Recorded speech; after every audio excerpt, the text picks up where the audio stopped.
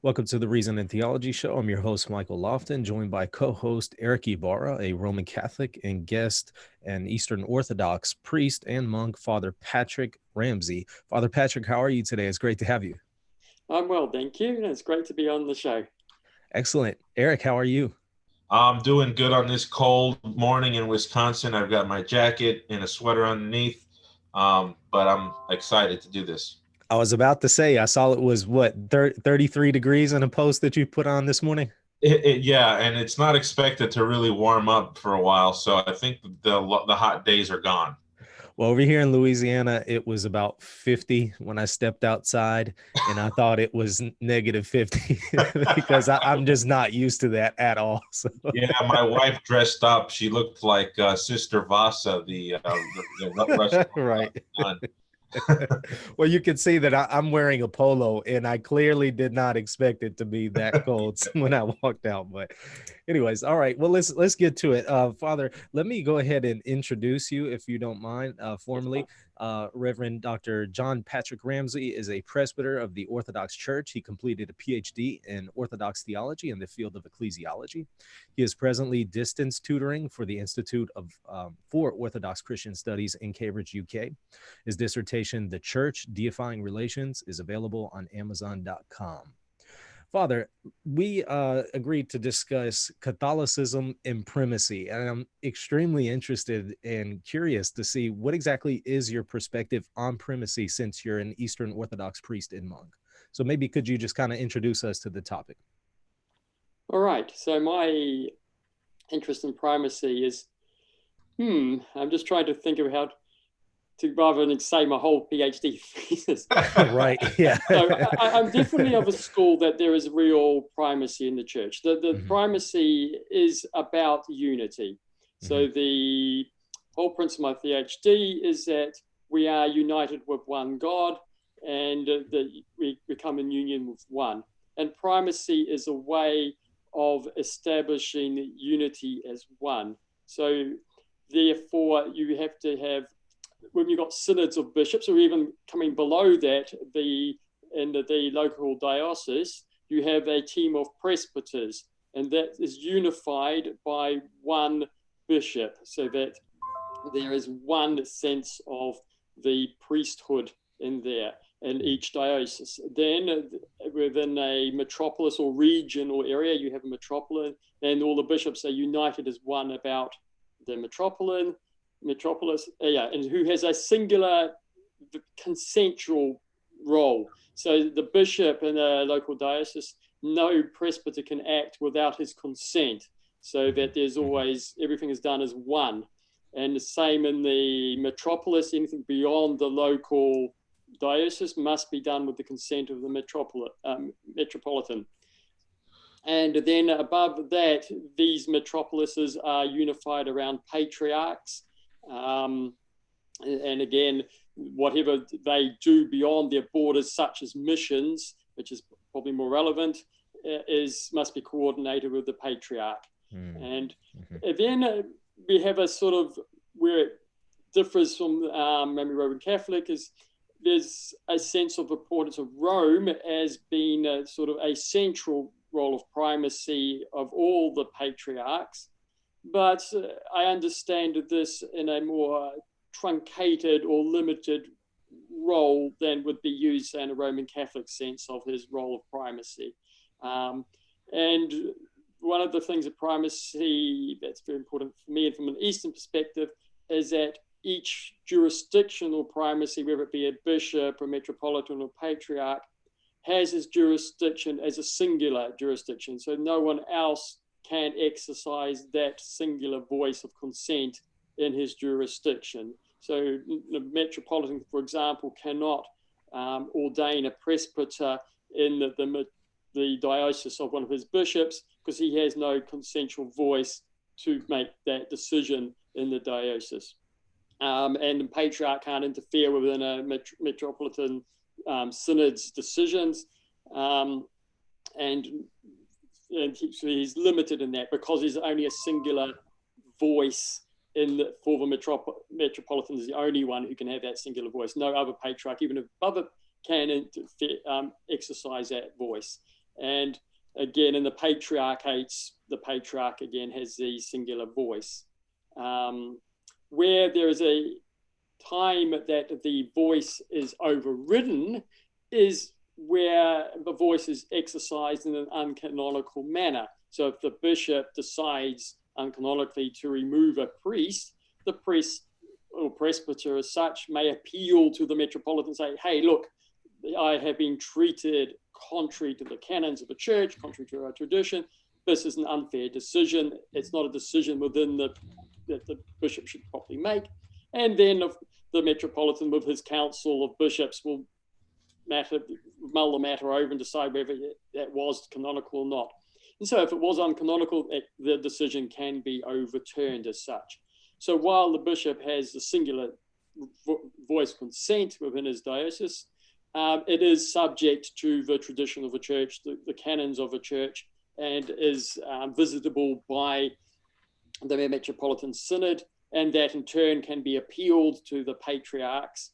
And I accept that there is the possibility that a metropolitan could appeal to the Rome rather than necessarily his own patriarch.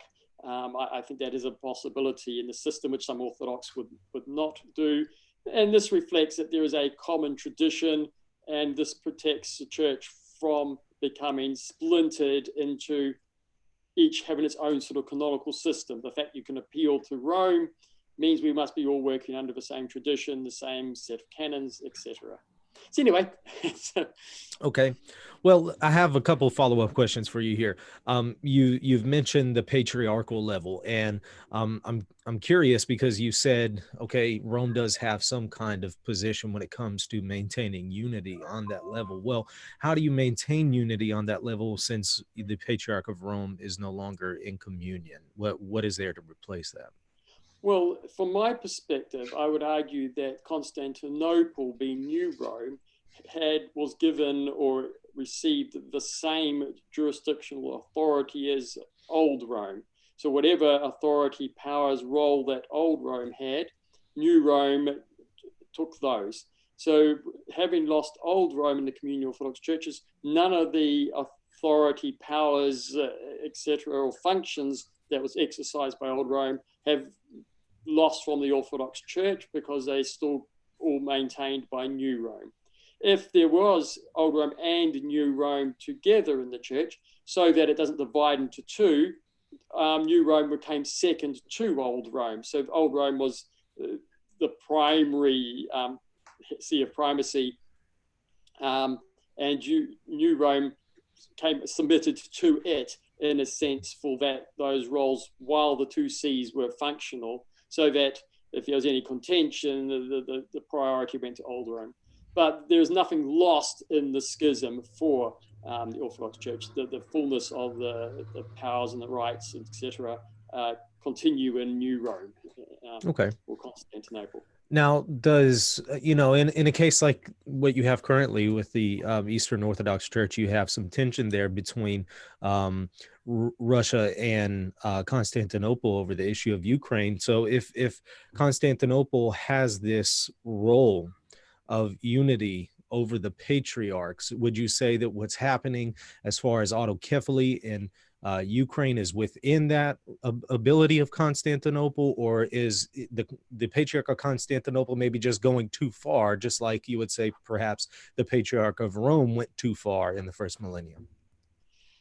Yes, this is quite complex, but my general position is that the Ecumenical Patriarch does have certain rights and authorities in this matter, but he is constrained by the canons of the church. And so my personal opinion is that while he has a certain ability to perhaps take the ordination of the Metropolitan of Kiev back into his orbit rather than it's being given to the Moscow Patriarchate, there could be all sorts of debates on what that was meant by when it was given, whether it was a permanent thing or not. But putting that aside, however, the actions of receiving the schismatics or out of that to put aside the jurisdiction of the metropolitan, I think, are all uncanonical and not within his scope. That the reception of the canons are quite clear that if the schismatics are received, though the ecumenical patriarch might say on appeal, yes, you should receive them, the distribution or how those people are set into the church is completely at the discretion of the metropolis, the proper bishops already there, so metropolitan or the local bishops, and receiving the clergy. And basically all the schismatic bishops are effectively just made presbyters or occasionally assistant bishops, unless there happened to be an empty diocesan see, in which case, if the metropolitan so chooses, he could be receiving orders into that. And that process has not been followed. And as such, the ecumenical has acted inappropriately. But nevertheless, I'm strong in the fact that he does have a certain level of authority in these matters, and must be take care to fight against him on this. And that's one of the issues I have with orthodoxy now, is where the primacy is made too flat, too low, and everybody's just simply equal. And I think that's false. And I think in the tradition that the place of Rome has a permanent position in tradition, it cannot be overturned, it cannot be replaced. And such, that must be respected, even if he uses it poorly or badly or abuses it. I do think that the present ecumenical patriarch is shifting a bit too close to the grounds of why New Rome and Old Rome split. He's starting to claim a certain level of authority where I think he's transcending what was permissible.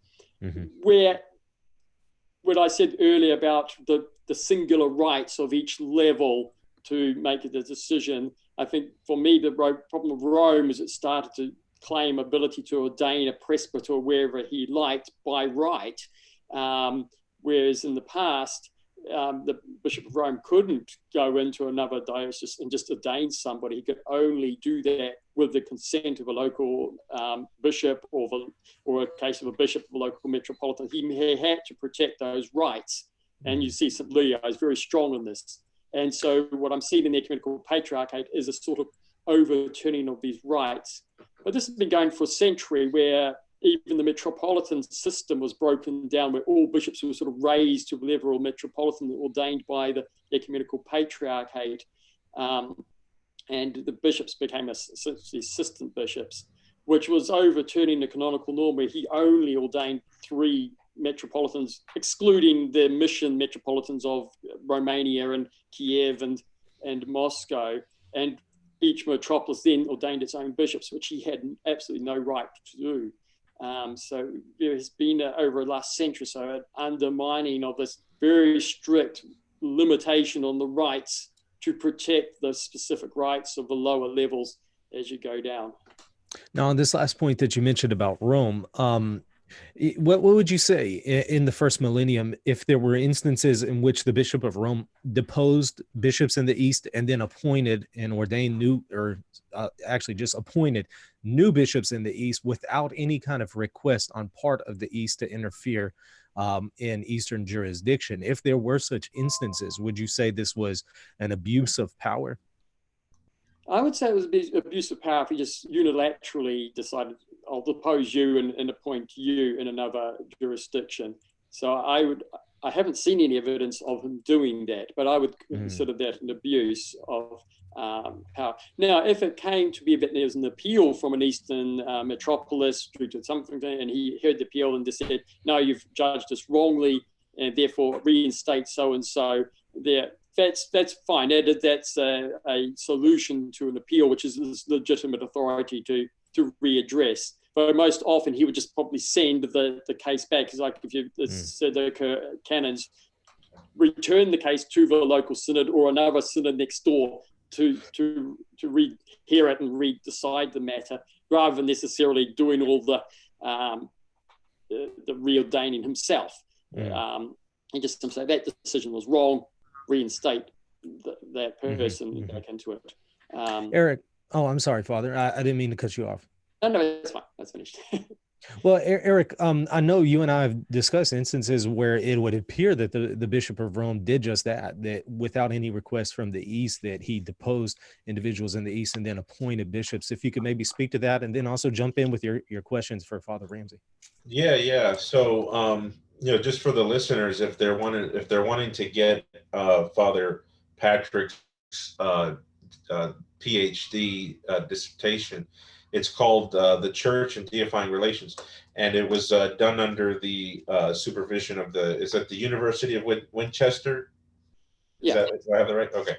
Yeah, that it's on Amazon. I think it's an interesting proposal because um, the reactions to Vatican I by many of the Orthodox hierarchs, which we can see, for example, like in the patriarchal letter of 1480, or I think it's 1848 and 1895. And this was two letters that were written in response to the Pope's letter to them. I think the first one was an invitation to Vatican I, where the patriarchs at the time were really hostile to the idea of a universal primatial office itself.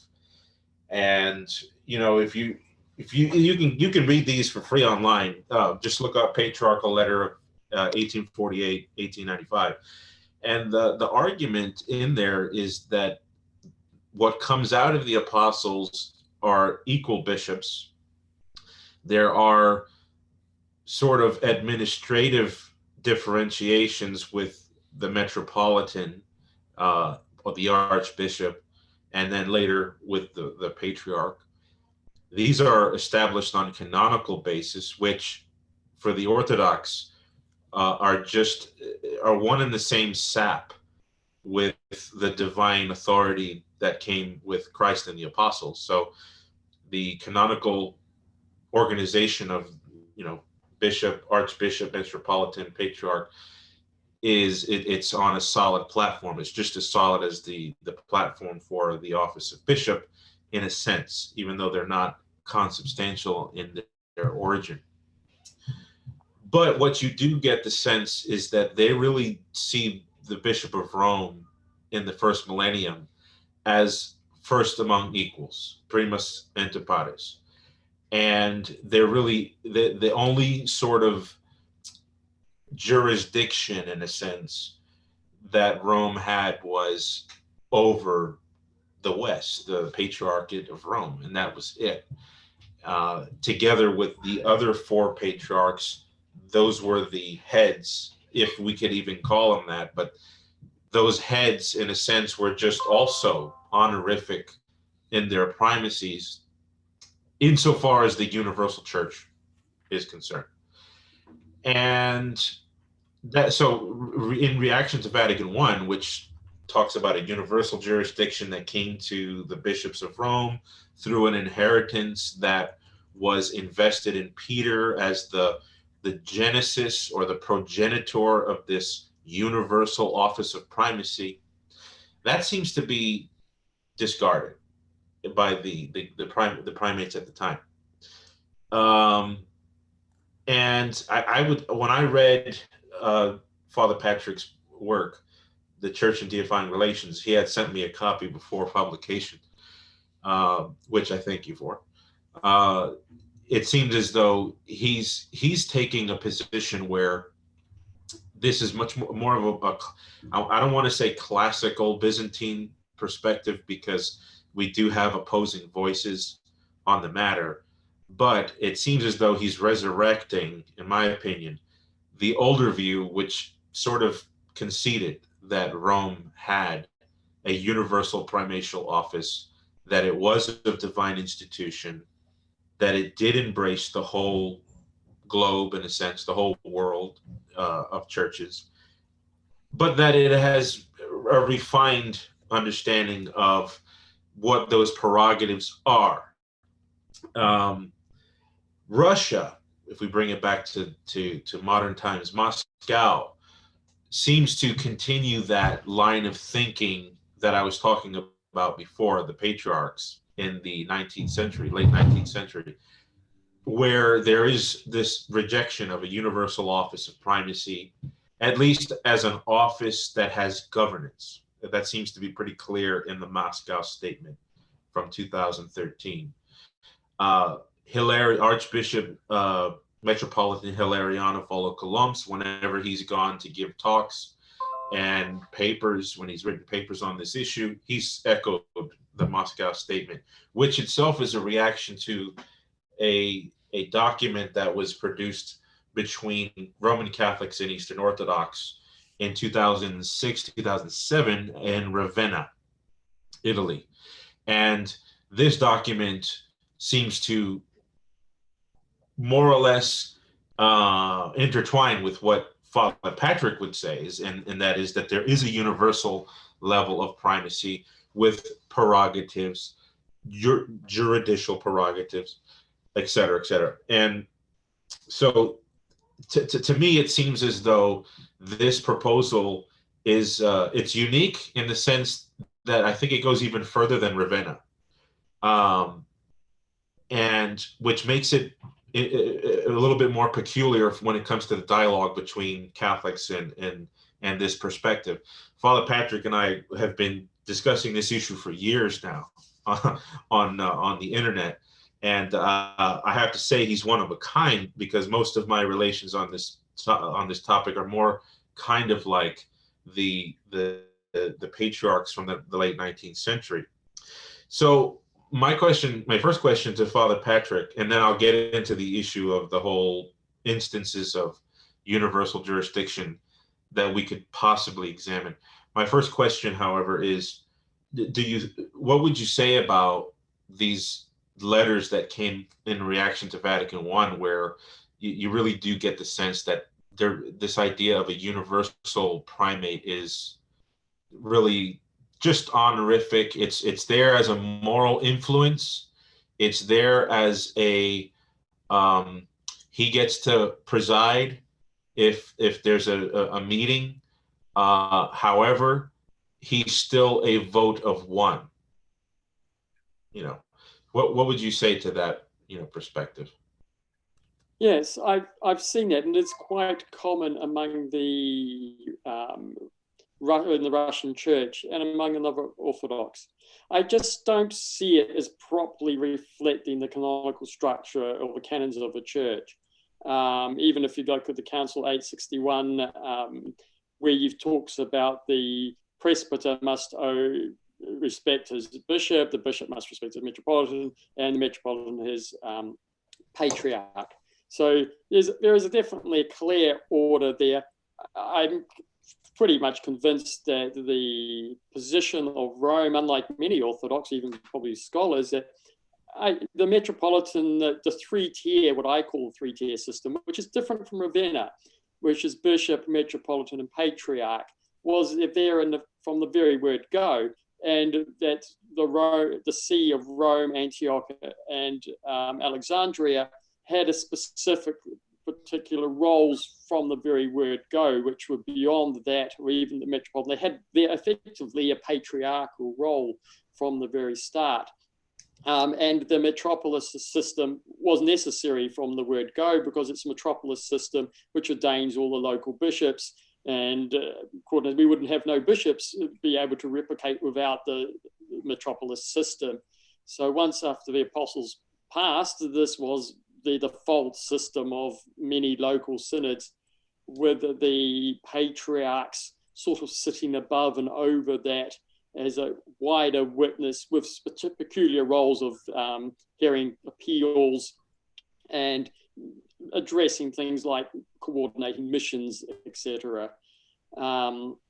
So yeah, I do find that the Russian position of everyone's all equal, and it's changeable. It's not consistent. That the canons are quite clear that the metropolitan structure has to stay. Once it's in place, it must be preserved. That you can't remove the role of metropolitan. You can't swap it around. Even if another city was raised by the government to the same rank, it can have the name and honor, but in function, it's there. and in Jerusalem, was in the Second Ecumenical Council, recognized as having its role. Or I'm not sure if that council, but the role of metropolitan there had to be preserved, which meant he had his rights of ordination. Just because Jerusalem was sort of formally recognized as patriarch, it couldn't go around ordaining all the bishops. And matter of fact, I'd take Canon 28, for example, as a restriction canon on Constantinople, not an enabling canon, and that some of the patriarchs of Constantinople, or the archbishops, were busy ordaining every bishop left, right, and center. And at Chalcedon, they said, no, you can't do that. Each metropolitan bishop does the ordinations of the local bishops. You may only confirm them or ordain the three metropolitans of your patriarchate, and coordinate any mission that moves beyond those metropolitans. And Leo the Great's very strong on this protection of metropolitan rights and jumping on top of the bishops who are trying to transcend those rights.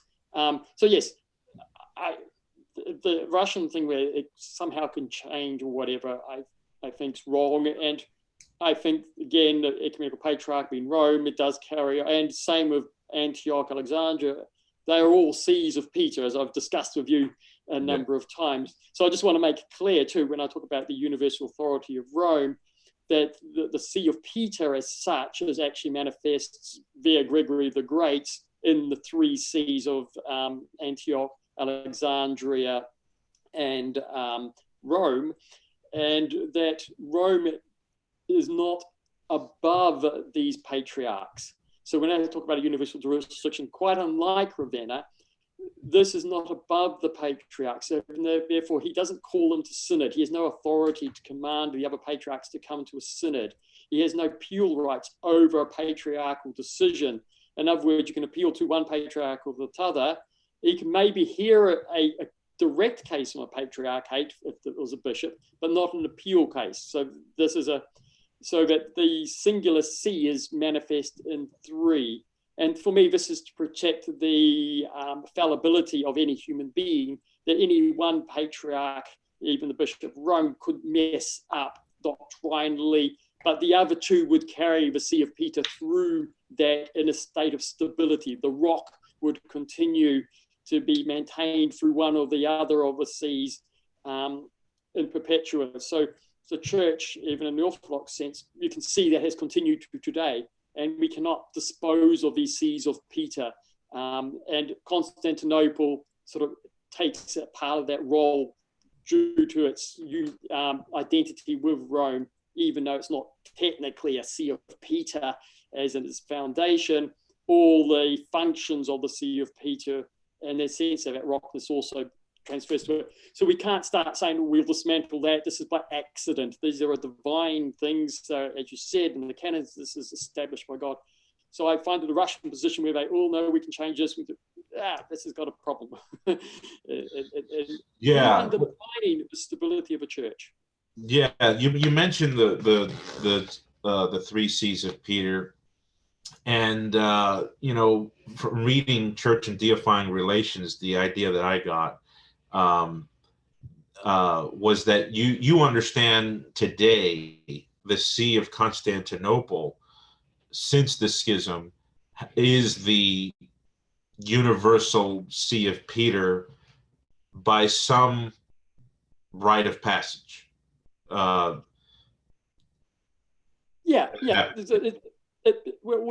it became the argument, which I see in the canons from this Second Ecumenical Council, and reinforced again in the Fourth Ecumenical Council and the Sixth Ecumenical Council, is that this privilege of the Petrine See is given to Rome, and this is distinct from the actual ordination of the bishops per se. So in other words, the authority resides in the throne of the city of Rome. Whichever bishop, whoever's ordained bishop for that city, takes this authority upon him. The authority is not transferred to the bishops and by the laying on of hands. Right. It comes with the throne. So it belongs to the city rather than the episcopal ordination per se. It's something inherited. I think Leo the Great sees this for the bishop who ascends the throne. So for me, this cannot be taken by a layman or a presbyter. Some papists would argue that the papacy is somehow, doesn't necessarily tied with the bishop, but no, this is very much the bishops. And when Constantine establishes Constantinople, he specifically does it as New Rome. He specifically identifies it as the city of Rome. This is more than just an imperial residence. This is an identification of the city with Rome. This is going to be Rome, the new Rome, the true imperial city as such. It's got the 7 hills, the Senate, everything. It's identified. And when the church realized that the city was identified with Rome, the throne of that city was also the throne of Rome. Therefore, whatever authority that the bishop of Rome inherits from taking the see, the bishopric of Rome, was also had to be that taken by the bishop of New Rome, because he was the bishop of effectively the same city, even if it's on a different location. The identification of a city was such through Constantine that bishop also must take the privileges and rights that were adhered to it. So the patrine privileges, even though it's not ordained, established by Peter in the episcopal line per se. So that's the argument and the reason behind it. And I use a little bit, though people might complain, it's not Peter, a formal like Alexandria or Antioch can claim. But I'll say, well, St. Paul, for example, was not qualified to be an apostle. He wasn't one of the Christs. If you go back to Acts when they were choosing Matthias and Joseph, they had a set of qualifications. St. Paul failed at those qualifications, yet he was raised to prince of the apostles besides Peter with essentially equal authority and as one from outside. So in other words, we have a precedent here where God, through whatever reasons of his providence, can raise a see to the same level, even if it doesn't in some way qualify. So this would be my argument to say that there is something special going on here, which we have the precedent of the Apostle Paul establishing that, yes, it can truly be, in a sense, equal to Paul. It doesn't call itself the See of Peter because of the distance, but all its authorities, etc., is essentially the Petrine See of Rome, right? Among the others. So, if I, sorry to interrupt, but so if I could summarize this, not summarize, but there's an element in the thinking of this, the argument that I see going on here, and I just want to know if I'm understanding it correctly. What you're saying is that the power of primacy, the power and authority and prerogative of primacy between Rome and the other patriarchs, it doesn't come through the ordination sacrament, because the ordination sacrament is one and the same for all bishops. And if primacy were to go through the sacrament of ordination, then all bishops would have the same primacy. So the primacy has a different origin. So the bishops of Rome, Alexandria, and Antioch, they're ordained just through the same sacrament of ordination as everybody else. But because of the residence that they are enthroned in, the physical geographic space, that is marked off as the residence of primacy. So the one who takes ascendancy to the bishopric there gains that primacy. And because the geographic spot where Rome was not replicated, but it it sort of translocated to the east, or to the east, in Constantinople. Now you have two locations, but they have not the same geography like GPS, but there's something about the civil significance of Rome and Italy that has now come to exist in the same way over here across the Bosphorus in Byzantium, then called Constantinople. So primacy now, not only is it resident with the geographic space, but it can actually move around, not move in the sense where it leaves here, goes here, but the city can be sort of planted in another place and retain the significance of that city, and so gain the same primacy in two different locations. Am I understanding you correctly there, where the primacy, the primacy, it comes not through the ordination sacrament. It's obtained because of the location that a bishop is ordained. But because you're saying that two cities have the same, the primacy now sort of. Yes, I would say a little bit more than just geopolitical locations of a primacy. That a bishop is ordained to a specific place, a specific city.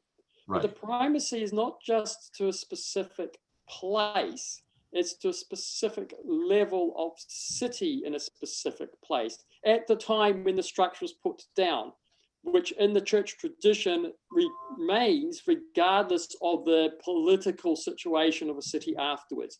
So once Rome is established as the first see, because of it was the capital of the empire, it carried the symbols of the universal city, of the universal thing. So what was taken as a secular, so it's a symbolic meaning of the city, which is important for the specific primacy. So initially the apostles chose cities which in the empire had the status in the empire that matched the status of the bishops that were to be there for the church. So it's a way of seeing it, that the tying the symbolism together of the church priorities with that of the secular location, so that people, when they saw it, naturally your focus is on Rome. Naturally, the Bishop of Rome would have that priority among the churches and in the relative sense. For this, of course, these priorities once they became part of the church tradition that put into the canons of the church, it didn't matter what happened to the political priority of those cities in times to come. The church maintains its order and structure. Otherwise, there would be political fights going everywhere, which is one of the problems I have with the Russian system, is that, oh, I'm a bigger city, et cetera, et cetera. No. This is going to just cause contention and fighting. We've got the structure in there. So when we say Rome is translocated, so it's not so much that the primacy in Rome belonged to on the Tiber right there. It belonged to the capital city of the empire, which happened to be there. And when Constantinople became the capital city of the empire, the one and the same city, there's one capital of the empire, Rome. But it was sort of that it was realized in two locations.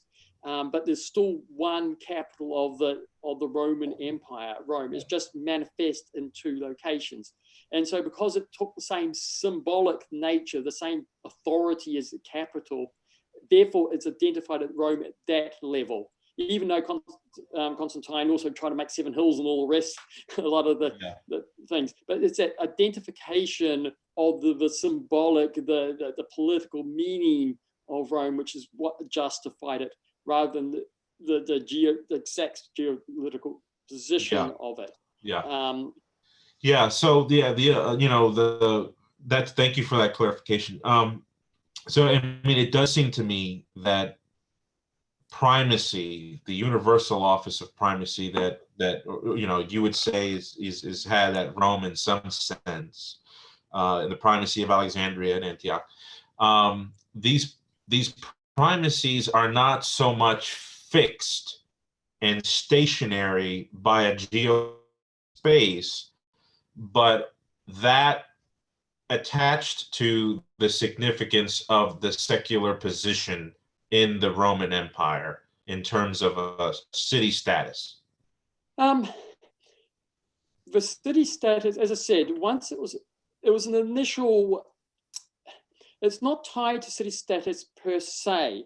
In other words, the apostles used the city status at the start to establish the church hierarchical thing because it was the right symbolic nature, but didn't then continue to have to conform to it. The church hierarchy became its own tradition. It became its own state. So when Rome effectively became a backwater city after the barbarian invasions in the 5th century, and it's lost any real political power, it nevertheless, the Bishop of Rome maintained the first place in the primacy in the church. And even though Constantinople was greater city, it was always to keep the unity of the one see, because when you got two, you obviously have a fight between them of being equal. So New Rome was always subordinated in a sense to Old Rome to keep that unity on that point. So New Rome always exercised its universal prerogatives, right, as a sort of subset or whatever of the Roman priority, which took the first place.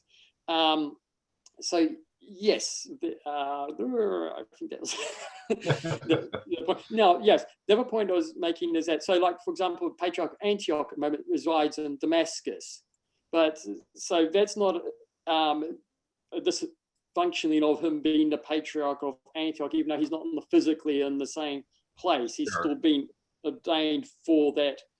See, now, however, having said that, the place of Constantinople being New Rome was a very unique case. So I don't think, like the argument for Third Rome, you can't just go around planting Rome's left, right, and center and start to say that this is now, this was a specific act of the Emperor of Rome who had the jurisdiction to do this. And it was by his decision, which was a sort of a one-off unique situation where he decided that we will say that this is now Rome, and that the fathers felt that they have to accord the bishop of that see the same authority. And this is just a one-off exception. So I don't think we can necessarily talk about a rule that someone makes in New Alexandria, for example, that we suddenly have two patriarchs of Alexandria.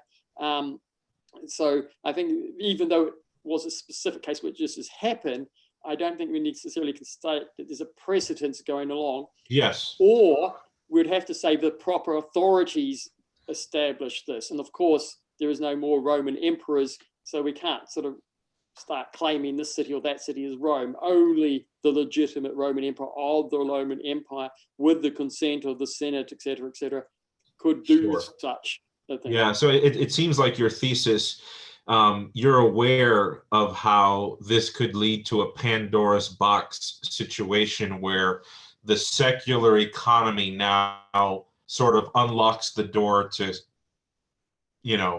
all kinds of mobility to the primacy. So what you do is you say, well, it was an apostolic dictation to go to these cities of prominence. And so that's the foundation, and it can't be relayed. Yeah. However, there is a sense in where there's mobility because of the secular context of the Roman emperor, who makes a new city and can say that it's the same city as Rome, just a new one in a new location. So you set the groundwork for a stationary, fixed primacy by apostolic dictation in these prominent secular city-states. But then later on, 300 years or so later, there's some mobility to it on the basis of the imperial context of the Roman Empire. Now, I wouldn't say it's a mobility in a sense that Old Rome continues its founded place as Old Rome. It has not moved from there to Constantinople. It retains its place as was given. And so that's why Constantinople has to become second underneath it. If, for example, there could be a third Rome, it would necessarily have to become second to Constantinople or third to the Rome Constantinople, so that their previous established Rome is never removed from its place. So when we talk about mobility, we're not talking about one going from here to there. The original continues in its place. It's just another just happens to share its power. But again, in a sense that the Son shares the power of the Father, but as an image of the Father, in a sense, he doesn't replace the Father and stuff. So he is, in a sense, a subordinate. I don't want to use that, but so Constantinople always had to keep second to Rome in its thing, even though it had the same fullness of authority as the Son has the same fullness of authority as the Father. It's always second to the Father as such. So so when we talk about mobility, this is an exceptional case. To me, there is that there, but also it's not a transfer from one to the other. It's recognizing in the other the same as first and keeping the first in its proper place. Sure. Yeah. And I get I'll even say that just on the slightly side point is that Rome, New Constantinople, does not replace the place of Antiochus second, because Alexandria is second, because Alexandria comes second to Rome, and Constantinople is Rome. So in a sense, you've got two cities of Rome, but Alexandria still stays second in its rank, and Antioch third, relative to Rome. Right. And as you know, but I want to shift gears back towards in the direction that Michael was going. You know, as you know, Pope Leo the Great did not buy into this. And a lot of the popes of Rome did not buy into this, you know, going forward. And in my own research, I have come to very few instances where I find any articulation of the canons, particularly 3 and 28 of the Second and Fourth Council, where they elaborate this idea. You know, I can see how it's argued from the canon, the logic of the canon. However, how can this be said to be something that was received by the church? If you have Pope St. Leo the Great, for example, he says that on the authority of Peter, he annuls the canon, 28th canon. And, you know, the writings of his successors, for example, St. Gelasius, he wrote several letters to the East, and he articulated that primacy doesn't have that kind of origin. It doesn't have that kind of mechanism of the new Rome type of thing. And then you have all the way up to Pope Nicholas I in the 9th century, who reiterates that rejection of that.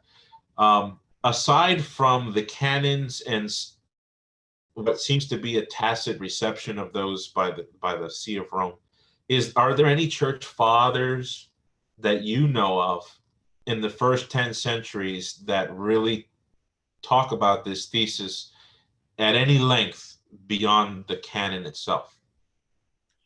Not off the top of my head. I don't see this being discussed in a sort of theological treatise or anything of that nature. What I do see is that regardless of what St. Leo may have said about Canon 28, the practice of the Eastern Church, as well as that the Patriarch of Constantinople was ordaining the metropolitans. He is respecting the canon. The metropolitan sees were accepting that. They were putting forward their candidates to that. They did not object. And so the functional part, all the mission work going out of those metropolises was taken over by Patriarch of Constantinople, going off into the Balkans, into Russia, etc. So in practice, the canon was completely and fully implemented and accepted in the East. Also, and effectively in West, because the relations effectively the go-to place when they tried to excommunicate, and the schism was Constantinople. Now, if they really said, look, you're just Byzantium, you're bottom C of no importance, then the issue would have been gone to Alexandria and Antioch. But no, in all factual practice, Constantinople was the chief see of the East, and that's where all the ecumenical councils took place. The order of the bishops by Justinian and everyone recognized Constantinople second. So I don't know if there's any need to have talked about it. All functional practice, Constantinople took its place. And after the schism, Constantinople became effectively Rome. If you look in the Eastern Patriarchates, they've all conformed to Constantinople practice. It basically decided all the missions up into the Russia and everything going that way.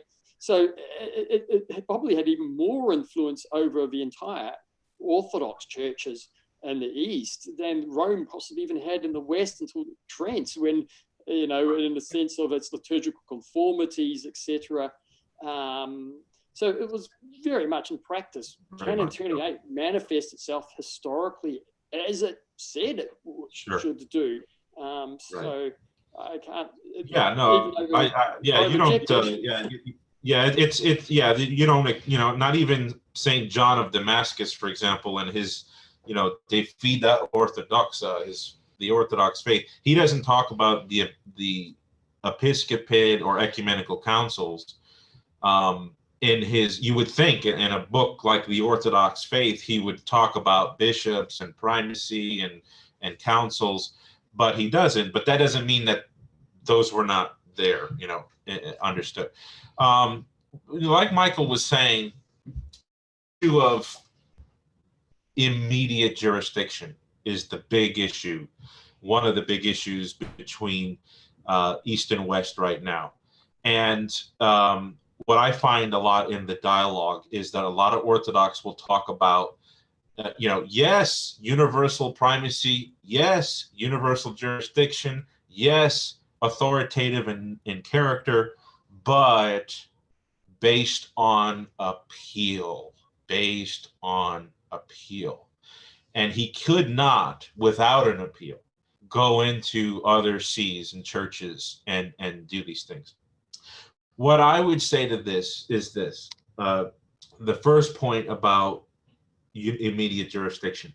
There are instances in the church where sainted popes who are they're in the Meneon and they're in the hymnography of the church, not infallible and not sinless, but in the Orthodox understanding, but who nevertheless took up the logic of what Vatican I taught. So, for example, Pope Theodore I in the beginning of the 7th century, he got whiff of the storm in the East with the doctrine of the one energy in Christ, and this debate that broke out in the East was perked up in Jerusalem with the Saint Sophronius of Jerusalem,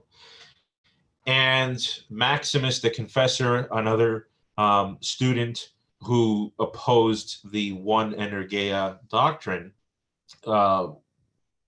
brought that issue to Africa.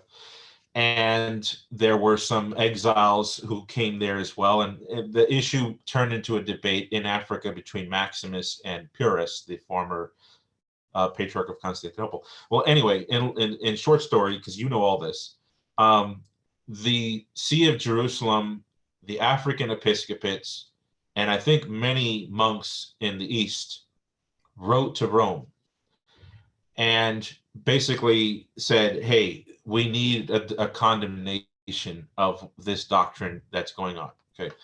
By the time the issue gets to Theodore, he convenes the council in Rome, Lateran 649. But before he did that, he knew that there was a wreck in the See of Jerusalem since the death of Sophronius.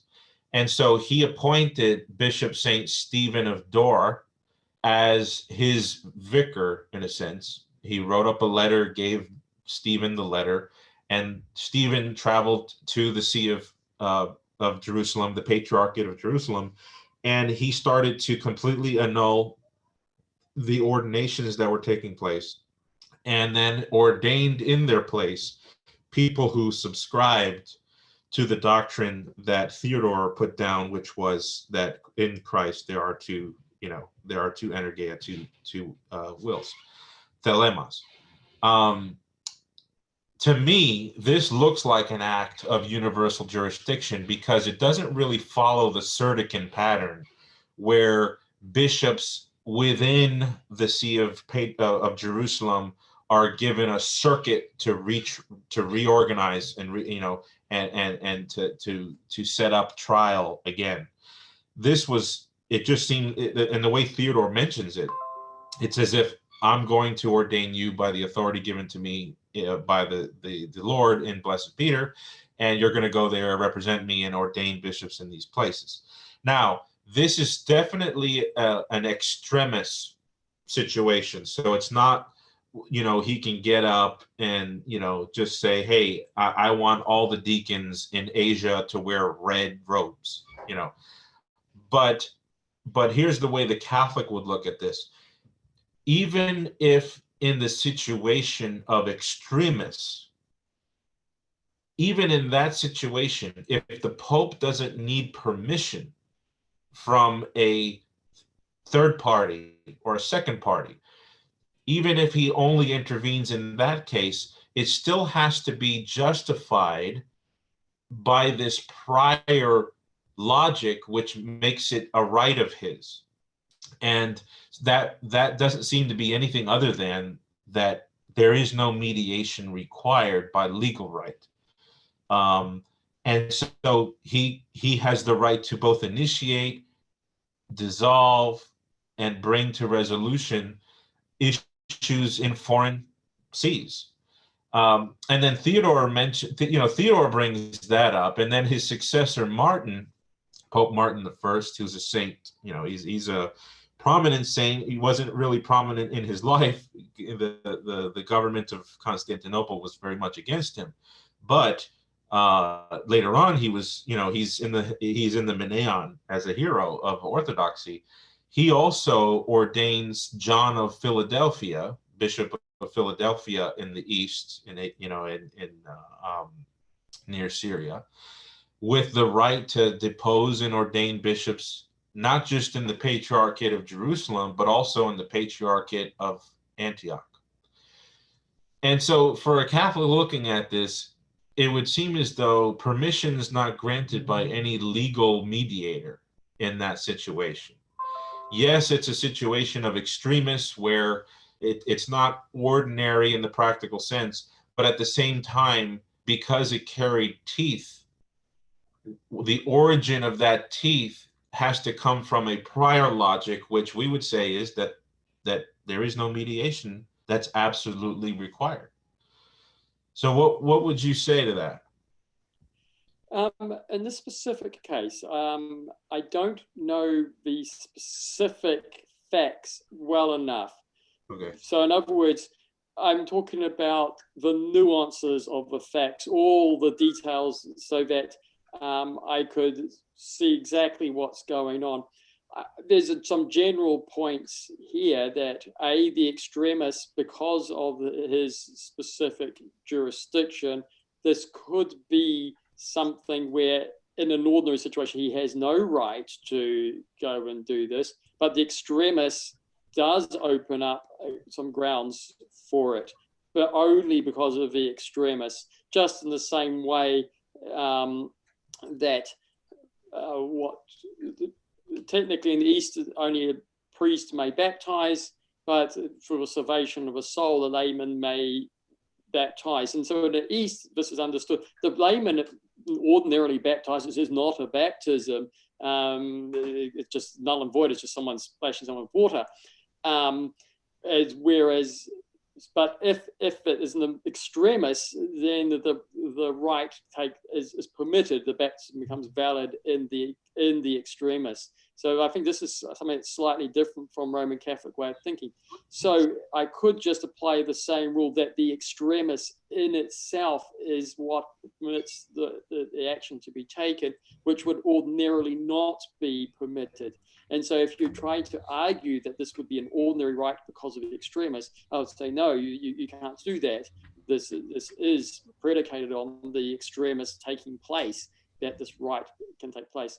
I could also argue that in the present ecumenical patriarch is acting beyond what I consider his legal powers to do so, that this could have taken place with Roman bishops of Rome earlier as well. So I would not be surprised to see occasional acts where he is actually going beyond his authority to act.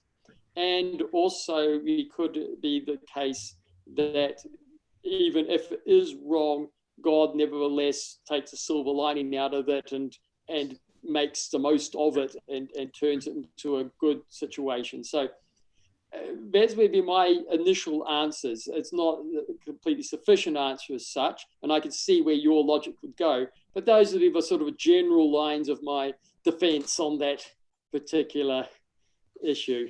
Very well, thank you. Father, we have a few chat questions, if it's okay for me to go ahead and jump in here and ask them. Looks like this one is by Emil Surik. He says, what do you think will happen in response to the Greek recognition of the Ukrainian schismatics, and what are the long-term implications here? Honestly, I don't know. Right. Unfortunately, I think that the danger for me, and this is one of the particular problems amongst the Orthodox churches today, is perhaps we're starting to get a Slav versus Greek divide going on, where it's sort of getting tied up with ethnicity more than the canonicity of the matter. So I'm worried that might have a sort of a deeper dividing line in the wrong sort of way affected from this. Whereas you're finding that Albania, for example, Serbia are sort of opposed to it without necessarily being fully on the Russian side of the matter. I think the patriarch to watch, if anything, is Antioch, where it's decidedly not Greek anymore. It has its own identity, its own being, a sense of beyond the sort of ethnic backgrounds of the Greek church. And I know the patriarch, and I think he's a holy man. And I think his decision would be a better indicator. But in some ways, I think some of the arguments that the Greek church put into place are necessary in the sense that, as I said earlier, I think the Russian ecclesiology is a little dangerous and lacking that recognition of the stability of the Petrine sees, of the patriarchates, and the permanency of the structure, and certain rights of the patriarch Constantinople does help. And so, in a sense, perhaps it can balance an overshift to a different form of understanding things by saying we don't necessarily run down this path. Apart from, I really don't know yet. Sure. Myself. Understood. Okay, Eric, this one is for you. This is from Glendalough Orthodox Initiative. He says that you keep positing that head, chief, and preeminent are proofs for papal supremacy. He says you do this a lot in various videos. Could you maybe comment on that and say that, would you agree that head, chief, and preeminent terms, that we find in the early church, that is proof for papal supremacy? No, I wouldn't say that. And, I'm sorry that some of my readers get that impression. Sometimes it's hard to add an asterisk and a clarification after every single stray comment. But no, the word head can be used of the bishop. It could be used of an archdeacon over the diaconate of a see. It could be used of the metropolitan. For example, Apostolic Canon 34. has a sort of a control on the metropolitan and a control on the members of the body. One can't do something without the consent of the members. The members can't do anything without the consent of the head. And so there's this mutual control and accountability, and yet he's called the head. So the word head would not signify immediate, direct, absolute jurisdiction the way that Vatican I spoke about it. We would need far more evidence in context for that. Can I step in to add on to this? Sure. Sure. One of the other things about my PhD I was wanting to address was that behind the structure of the patriarchs, etc., is a theology of what I call theophane relations, which is about a hierarchical structure that is almost necessary for our salvation. And this is because we must become united to God, who has one will, one mind. And so we need to be in a structure where we are united with the one. And this is at a lay person's marriage, as a wife obedience to her husband, that they may be one mind. This is for their salvation, that they may truly become one. You need to break your ego. At an abbot in a monastery, this is very much what the monks, etc., is obedience to it. Now, on the other, and then again, you've got the lay people with the presbyters, the presbyter with the bishops. Now, with this is obedience, but also there's a respect of the image of God in each person. And so each person must be given, the image of God is about authority and freedom with reason. So that each person's authority must be respected. So in other words, no one can be treated as a slave. Relationships must be always in freedom. So while a wife owes obedience to the husband, she must do so freely. The husband has no right to force her to obey. But he also must respect her own image of authority. She must have control over certain things in the home, etc. Children must have control over certain things. And if we go up the ladder, because the image of Christ is sort of strong as we go up the hierarchy, the presbyter must have his own freedom with the bishop to do his own. He's not a slave of the bishop or just do what the bishop says. He is his own boss. He must have his own authority in his own parish. The bishop ensures that he uses that authority within the canons of the church, but he has his own authority. And so the relation between bishop and presbyter is one of sort of mutual consent, is which Eric was saying before, and especially when we start to move up to the bishops, that in the synods, because each bishop is a sort of central voice in his diocese, the synod cannot agree anything for the entire metropolis without each bishop consenting to do it within his own diocese. The metropolitan has no authority to impose anything on any particular bishop. So that each bishop must take the authority himself. And it's this respect of the singular authority, or what I call the image of God in each person, where you can never force. And as you go up, it's more and more equality and less obedience as you head up, to respect the increasing status of each person. And so again, with the Bishop of Rome, he doesn't have authority over the other bishops and the patriarchs. In a sense, he sort of stands amongst them at equal, at a very close term of consent, but still nevertheless having a sort of a wider jurisdiction. But the whole theology is based on this protection of asymmetrical relationships, but the protection of the individual's authority and working with consent with it throughout it. Yes. Okay, this one is for you, Father. This is from Holy Apostles TV. Does Rome have the binding authority of an arbiter in matters of dispute between hierarchs? And if so, what is the basis of this authority? What would be the consequences if a decision is made against one of the parties in the dispute and they reject it? Now, are we just assuming that Rome is in its place before 1000 AD? Yes, absolutely. Right. So the authority of Rome would have to be initiated by an appeal. So usually what would have happened is that two hierarchs had a bickering fight. The metropolitan in some other places made a decision. They're not happy with that decision, so they appeal to Rome. Then Rome hears the case.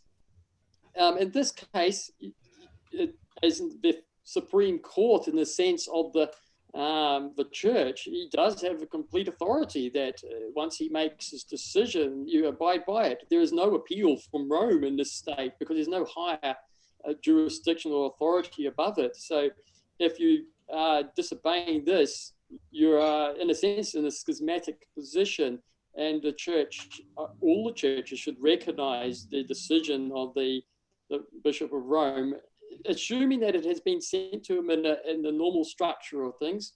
Yes, it's strong and binding on the parties. Okay. I don't see any other specific questions here. So if anybody has any final questions, go ahead and ask them now in the chat. But I'll go ahead and give you a chance here to maybe give some closing thoughts, and then we'll come back to Father with his closing thoughts if there aren't any further questions. Yeah. Piggybacking on what we were just talking about, where, as we go up the tier of hierarchy, more coalesces with equality than subordination. And here's what I would say, and not only from a practical point of view, but also from the testimony of the church fathers. It's a good theory, and it makes perfect sense, and it does align with the deifying relations concept. But I think that our Lord gave the church also the jurisdiction to deal with emergency situations. So, for example, the Council of Chalcedon is very illustrative to this point, because immediately after the council was finished, you had many bishops in Egypt, many bishops in Palestine. You had bishops who were still fans of Dioscorus, who just were not going to be team players with the Pope and the Emperor. And so you have a fracture in the church, and the council doesn't seem to be a strong enough band-aid to hold it together. And so then the issue becomes, all right, now what does our concepts tell us about what's happening here? You have a legitimate membership of the episcopate who disagrees. You have another segment of the episcopate which disagrees with them. How do the deifying relations and the mutual control and the mutual consent and the mutual accountability come to serve as a balm to heal what's happening here? And the logic that Rome had was that its chair is the principle of unity by divine law, and the logic of that, the economy of that, meant that whoever disagrees with Rome, whoever breaks communion with Rome, is simply not in the church anymore. And that's kind of like the emergency button, you could say. In other words, the popes were willing to have, he was willing to be the chairman of all these other bishops. He was willing to throw his tome into the realm of debate. He was willing to have people examine critically what he wrote. But at the end of the day, when the Egyptian bishops, the Palestinian bishops, and some of the bishops in Illyrium, when they decided that they weren't going to go along with it, well, Pope Leo didn't say, oh my goodness, now we lack the mutual consent and there's no longer an equality consent here. I'm paralyzed from making a decision. He didn't come to that conclusion. He said, well, we are the See of Peter, and if they don't want to be with us, then they scatter abroad. And that logic is still there as the East ends up dropping Chalcedon in the Acacian Schism, and when the East comes back into communion with Rome in the beginning of the 6th century, it's through that formula of union that Pope Saint Hormisdas chalked up, and the very same concept is in that formula. Christ established the faith as the sine qua non requirement for salvation, and he promised that he would build his church on the faith. And the proof of that has been evident in the fact that the See of Peter, the Catholic religion, has been unsullied, and all this kind of thing. If you're in communion with the Apostolic See, you're in communion with Rome. Now, in communion with Christ. Now, I understand that it would have been nice if the popes said, yes, but whenever we go astray, do this. But they never did that for us. So we're kind of, still in a maze with that. But they did say what I'm saying. And so my response would be that, yes, there are ordinary circumstances where, like Leo said, the head and the members agreeing, like the papal legate at Ephesus 431, the heads agreeing with the members. This is the idea. This is what we want. But there's not always a perfect agreement with the members and the head. And then there's a breakaway. And so in this case, where does the rock stay? Do we have a competition between rocks? And the popes, I think, and some of the many Eastern saints would say, no, there's one rock, and that belonged to Rome. And I understand that's subject to a lot of criticism, and there's a lot that Father Patrick can bring up. There's a lot that I could even bring up that would challenge that. But I would put that on the table as evidence that we can't just ignore. Okay, well, Yeah. I don't see any final questions. So, Father, if you maybe want to give some concluding thoughts to what Eric just said, or anything in general. Right. I think Eric makes a good point, and I agree with Eric that, and this is where I'm probably siding a little bit with Constantinople in the present disputes, is that there are the patriarchal sees of rock, the Rome, Alexandria, and Antioch, and with the Constantinople in the mix as such. And for all normal purposes, we should be in communion with these sees.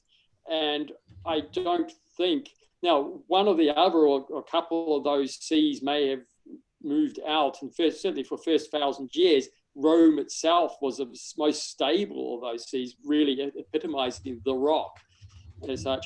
But in this 1,000 years afterwards, taking into account that the full power of Rome, or authority of Rome, resides in Constantinople, we see in the Orthodox churches the same continuation of Constantinople, Alexandria, and Antioch remaining the firm rock of defining the Orthodox communion as such.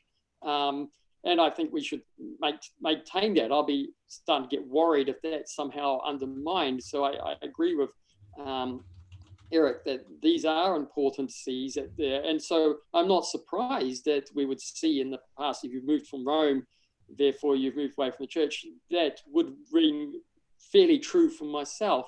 I would just simply put it that it wouldn't be in an absolute sense, and that even Rome itself could fall into heresy. And it gets even a bit more interesting when you've both got two Romes effectively. And so I could argue that old Rome did fall into heresy, has been such for the last 1,000 years, but that doesn't matter because Rome has continued as a rock in the east with Constantinople as new Rome. So we haven't lost Rome. The truth of Rome being the rock is maintained, just not in the place that some people may expect it to be. But nevertheless, it's continued to do its function. Having said that, as I say, I'm open to this is a sort of a balancing act between the truth of the faith as defined in the councils in the church. God himself is ultimately the source of unity, the arbitrator of who's in and who's out, and he will work his providence to with the structure which we have of the patriarchs and stuff, the councils, etc., none of them in a human terms is necessarily perfect in itself, but God, through these, maintains the stability of the church through the ages. So yes, I couldn't say we don't need the place of Rome in the church and that it was wrong in its way of saying. No, it was right. It was true in a sense, but just not in an absolute way of expressing that. Otherwise, yes, I think I've sort of explained much of what the book's about and the PhD is about, and I hope it's of use to some people.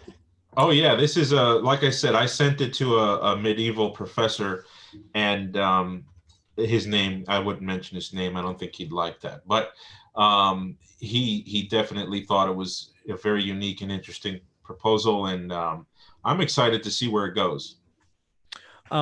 Father, there is one more question. Let's see. It is, well, I just had it here and then it moved on me. Okay. Can we make the distinction between juridical authority and its moral exercise when it comes to the papacy? Oh, that's a question. I'm not quite sure of what to say on that. I'm not, I need a little bit more of a question. He's saying, so even with Vatican I's definition, universal jurisdiction would not be absolute. I think that's kind of where he's coming from. Let's see. He's saying Rome can be legitimately disobeyed when its primacy is abused even today. So would it be fair to make a difference between juridical authority? Yes, yeah, and I think if you look at the canons of 861, it's quite clear that you obey the patriarch, or obey, or I should say, recognize the appropriate head with above you, with the exception that if they go into heresy, you don't need to do so, or if they start ordering you about without uncanonically, you have every right to appeal the matter to the layer above and go, hey, look, this guy's trying to exercise authority which he doesn't have. He's not acting within the framework of the canonical structure. He's trying to order me around. He doesn't have that. And so, yes, I definitely do that. And as I say, with the hierarchical structure, there is a sense of obedience and things. But as I say, when you move up higher, I'm quite strong that the presbyter does nothing without the consent of the bishop, but that doesn't mean the bishop can order the presbyter around as a personal servant to do this and that. The presbyter has his authority, has his role. He doesn't serve unless the bishop blesses it. So if the bishop says no, he stops. But he's got every right to appeal the matter if he thinks the bishop's acting beyond, in his jurisdiction, but beyond what's reasonable in that jurisdiction, or starts trying to order him around like a servant. He doesn't say, well, hold on a minute, I'm not your deacon to run around carrying things for you. I'm a presbyter, I have my authority, I have my parish, I do that. I'm not going to serve without you, so we're in unity, we're one mind, otherwise I'm going to go into schism by doing my own thing. But nevertheless, I sit on the throne with you, and we both rule the church together. We rule as a synod. In the canons, the bishop should not ordain anyone without the presbytery all agreeing to this.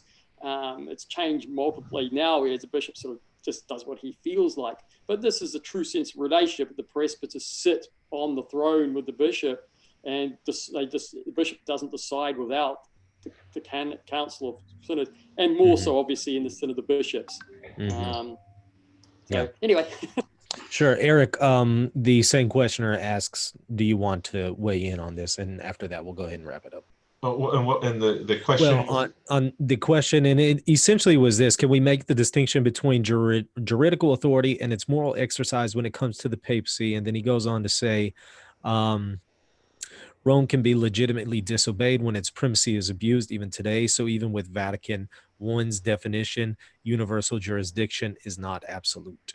Yes, that's a very perceptive question, and it's true.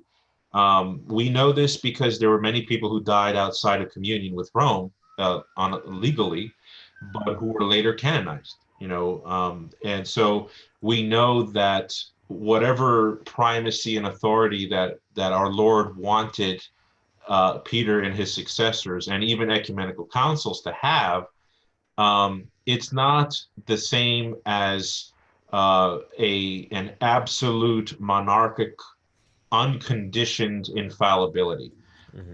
That's just doesn't work. The other thing is, even the most pro-papal popes like Leo, Gregory, Theodore Martin, Gelasius, and these guys, they would have thought it was a sin against charity to just walk into a church, even in their own patriarchate, and say, I don't like that deacon. I want him now to scrub the floors, and I want this priest to, take a toothbrush and clean off the toilet over here, and I'll have my own bishop or a deacon over here that I want to, that kind of thing. While there's technically a legal right, it would certainly be a sin against charity.